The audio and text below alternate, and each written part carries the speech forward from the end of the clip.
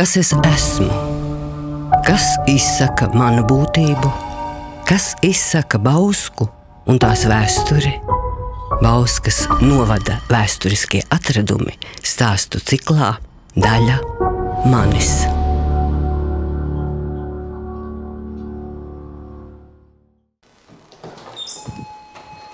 Sveicināti! Esam Bauskas dzīvē. No sveiks, Kaspar. Jā. Esmu Anita. Jā, Kaspars kādreiz šeit strādājis. Tā gan bija, jā. Jā. Aizgāju uz skolu. Jā. Mēs esam Bauskas dzīvē, es saprotu, un Bauskas dzīve ar dažādiem nosaukumiem ir dzīvojusi dažādos laika periodos. Varbūt jūs varat iepazīstināt. Jā, un jau 80 gadus dažādos laika periodos. Tad pirmais pēc otrā pasaules kara izdevums iznāca 1944. gada 27. oktobrī. Tātad 27. oktobrī apritēs tieši 80 gadi. Laikraksts ir piedzīvojis dažādas sociāli, politiski, ekonomisku formāciju pārmaiņas, un līdz ar katrām pārmaiņām mainījies, diemžēl, arī avīzes nosaukums. Kā to prasījusi katra laikmeta ideoloģija. Mēs zinām gan, ka rietumos ar senajām demokrātijām avīžu nosaukumi nav mainījušies, un pat galviņu šrifts ir saglabāts 100 un vairāk gadus, jo tur nav bijusi ne sociālisms, ne tuvais komunisms, kas prasīja tādus nosaukumus. Mēs to vēsturi un visus avīzes numurus glabājam tātad no 1944. gada 27. oktobra, kad iznāca Bauskas darbs. Te var redzēt šo nosaukumu. Jā. Bauskas darbs bija līdz 1962. gadam, kad mainījās nosaukums uz komunisma ceļu.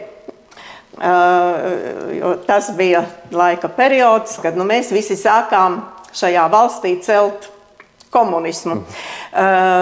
Mums bija komunisma ceļš, bet tepat kaimiņiem Aizkraukles novadā Targadējā bija jau nosaukums komunisma uzvara. Jā, viņiem jau komunisms kaimiņiem bija uzvarējis. Un tad nāca atmodas laiks, un ar lasītāju ierosinājumiem, lasītāju vēstulēm, lasītāju aptaujām 1989. gada martā tika nomainīts komunisma ceļa nosaukums uz Bauskas dzīvi, un šāds nosaukums ir arī joprojām. Tāds īsi ir tā nosaukumu vēsture, bet... Mēs atrodamies birojā. Jā, mēs atrodamies birojā. Šī ēka, es vēl, kad atnācu strādāt uz toreizējo komunismu ceļa redakciju, šeit bija vairāki mazi kabūzīši, šeit nebija ūdens, šeit nebija nekādas centrālās apkuras, par gāzi nemaz nerunājot. Bija malkas krāsnes ar apkuri, bija tāda amata vienība kurinātājs, bija amata vienības sargs, jo nekādas signalizācijas nebija. Bija sausā tualete iekšā, kura ziemās parasti aizsala, un tad darbiniekiem no redakcijas vajadzēja skriet vai nu pāri ielai uz tipogrāfijas ēku, vai tiem, kam tuvāk mājas uz mājām. Tāda bija toreizējā dzīve, jā. Un avīze iznāca tikai uz 4 lapusēm, bet bija pat tādi brīži, kad redakcijā strādāja pat 7 žurnālisti. Ja? Tagad mums ir 16 lapuses un 3 žurnālisti. Bet jāņem vērā tas, ka rakstīja ar roku uz lapām, mašīna rakstītāja uz mašīnas pārrakstīja, jo daži nemācēja arī uz mašīnas rakstīt. Teksti tika rakstīti, tātad mašīna rakstā, nekādu informācijas tehnoloģiju, nekādu datoru, nekādu mobīlo telefonu nebija. Tas arī ir jāsaprot. Mēs esam lielajā sanāksmu zālē, tā var teikt, un esam atvēruši dažādus, jau gan Bauskas dzīves, gan dažādu galviņu numurus. Un es labprāt gribētu iepazīties ar tiem no vecākā uz jaunāko, ja ir iespēja. Jā, protams. Mēs esam saglabājuši pašu pirmo pēckara izdevumu ar nosaukumu Bauskas darbs, pirmais numurs no 1944. gada 27. oktobra. Viena lapuse, viena lapa, kā redzat, ja? Saturs mūsdienu skatījumā absolūti nebaudāms. Par slavu varoņiem, atbrīvotājiem un padomju informu biroja ziņojumu un padomju savienības himnas teksts un tā tālāk un tā joprojām.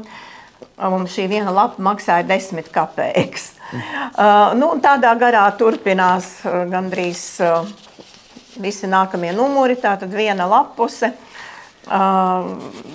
Viss apmēram tādā garā. Uz beigām varbūt atradīsim kaut ko arī no vietējās dzīves, bet...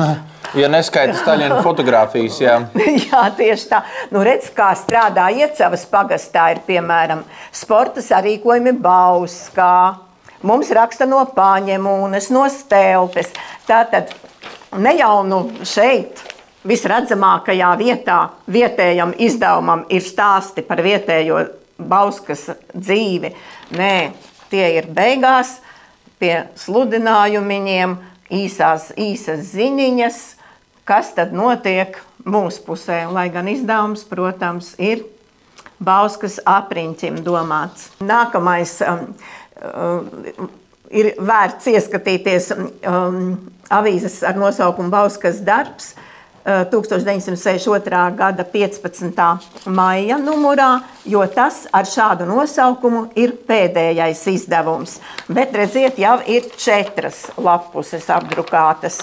Un pirmajā lapā jau pat ir parādījušās lauku ziņas no vietējiem kas būtu raksturīgi mums, jā. Jā, jau ir pat parādījušās, bet, protams, lielāko daļu joprojām laukuma aizņem Latvijas Kompartijas centrālās komitejas biroja uzstādījumi vai no tas fotohronikas par notikumiem Latvijā. Bet avīze 2 kapeikas maksā tagad. Bet avīze maksā tagad 2 kapeikas. Jā, notikusi bija naudas reforma. Jā.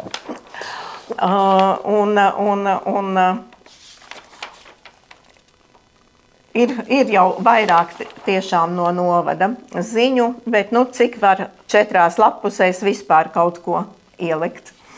Tātad šis bija pēdējais izdevums ar nosaukumu Bauskas darbs, un tālāk jau 17. maijā 1962. gadā iznāk avīzes izdevums ar mainīto nosaukumu Komunisma ceļš.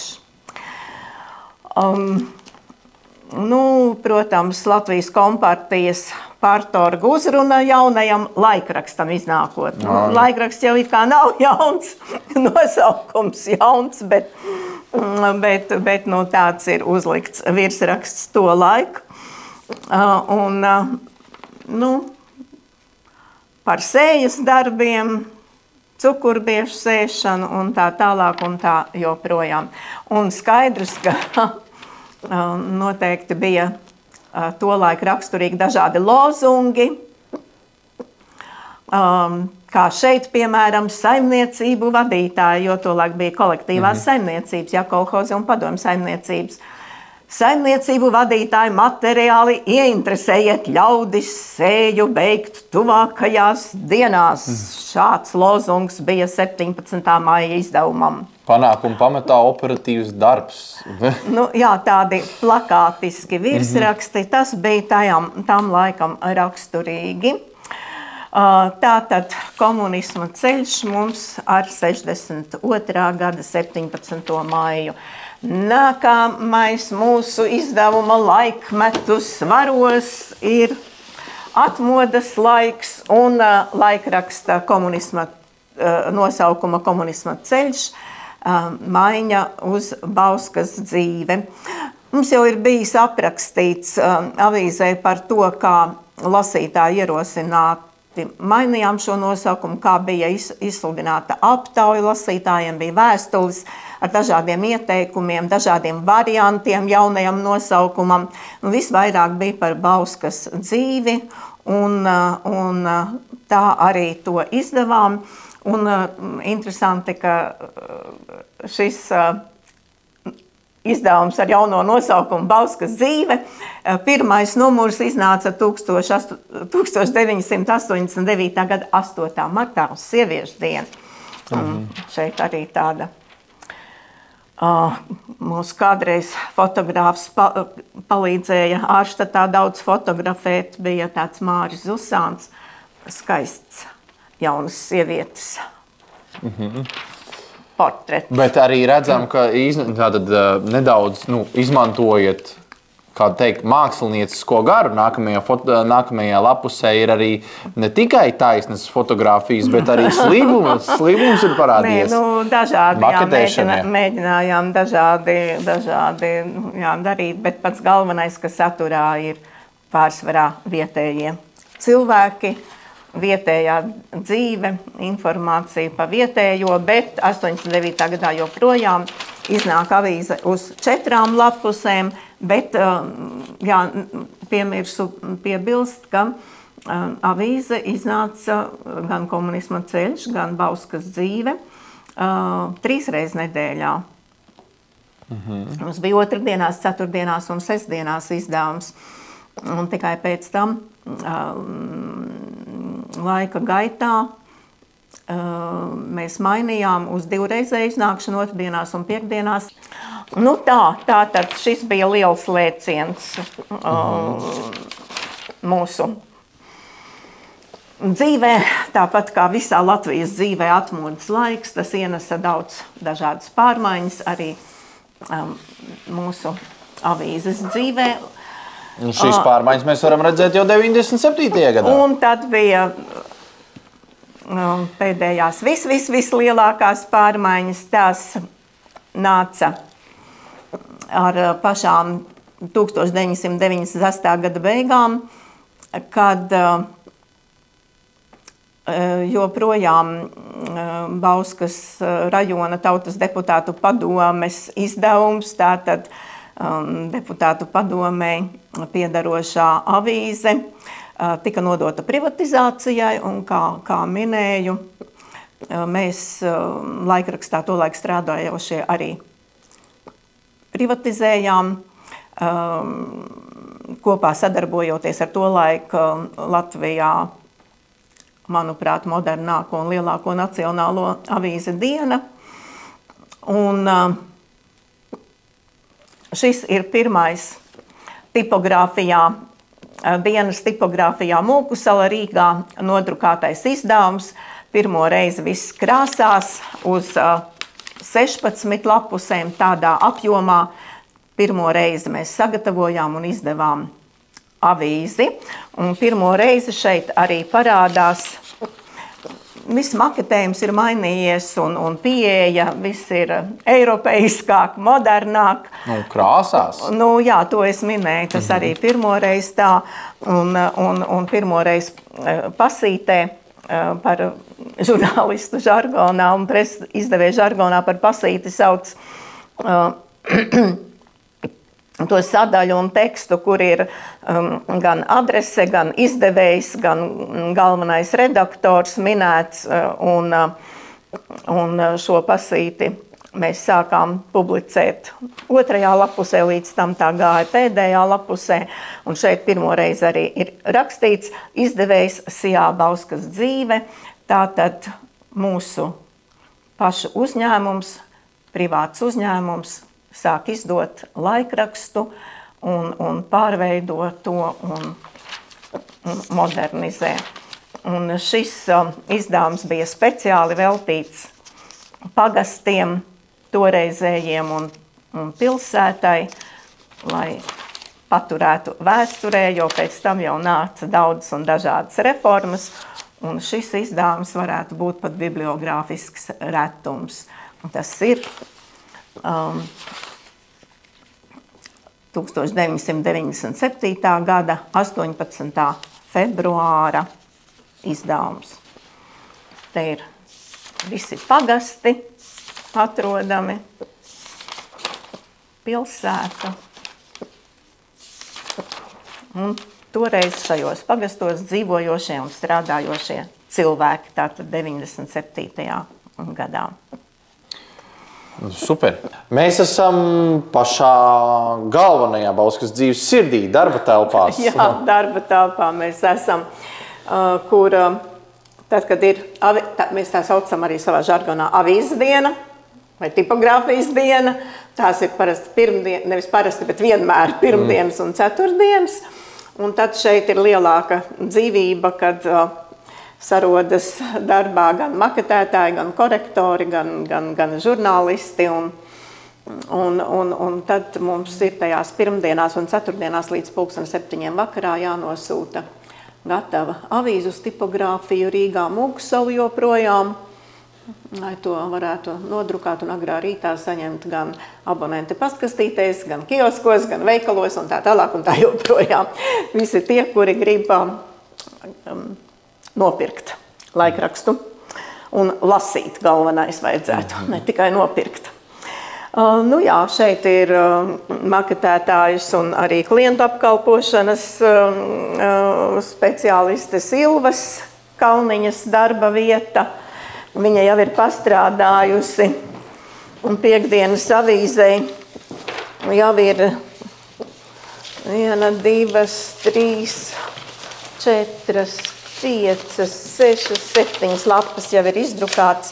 Mēs drukājam redaktoram un korektoram lasīšanai un pārskatīšanai drukājam, joprojām lapas tādēļ, ka avīze iznāk papīrā. Un ir tas papīrs jāredz un jāizjūt, jo mums tas viss ir jāredz uz papīra, pirms to redz un saņem lasītājs. Tā ir mūsu kvalitātes zīme. Tā ir ļoti atšķirīga lieta. Raksts un attēls uz papīra un raksts un attēls digitāli. Nu, noslēdzot mūsu šīs dienas sēriju, bet nenoslēdzot Bauskas dzīves stāstu, kurš jau ir 80 gadiem tīts un vēl turpināsies, man tomēr ir viens jautājums, tikai palicis šodien, ar kādu vienu vārdu jūs raksturot šo ēku, šo jūsu kolēģu darbu un visu avīzi kopumā? Jābūt vienam un ietilpīgam vārdam, par kuru nav daudz ilgi un gari jādomā. Jo mūsu vispār tas koncepts, kā mēs sākām ar 97. gadu strādāt, bija avīzē rādīt to vietējo dzīvi, cilvēka mūžu no Šūpuļa līdz Kapam, Bauskas reģionā.